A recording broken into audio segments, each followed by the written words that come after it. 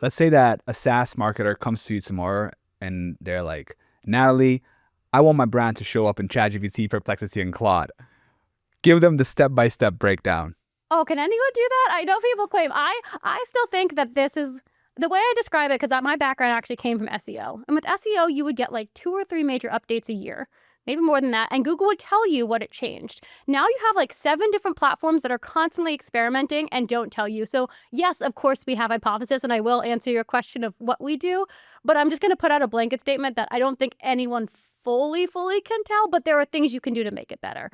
Honestly, again, the step-by-step process would still be pretty similar to what I think for SEO. One, figure out what your buyers and customers are talking about, whether you do use some sort of AI social listening platform, or my favorite is just ask your sales and your customer success team. I still think like keyword research, or just, again, what are topics, if you want to think about more of that, or queries or prompts that our customers are thinking about. Answer those in depth. Make sure that you have, again, original content, thought leadership. You're not just regurgitating what everyone else is saying.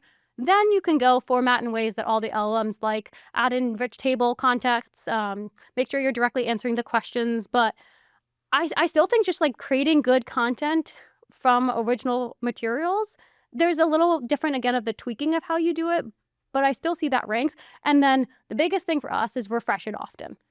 I do feel like with the LMs more than even Google, like that was always my trick with Google. Something started to stop ranking, do refreshes, or maybe we need a new piece of content, like is the search intent not there? I do the same thing with LLMs. If something isn't ranking or drops, okay, with refreshing it helps. 9 times out of 10 it does. If it doesn't, maybe the search intent has changed. And a lot of times I just do that by looking at what are people searching and what is it showing up. Then maybe we need to write an article with a different search intent. So for example, like a weird thing for us is we have one keyword that you would think is very top of funnel. You think it's more of like a what is article, but actually recently what started showing up is a listicle listing like different softwares that solve that problem. So that's an example where clearly our original article, just the search intent changed and we just need to create a new one.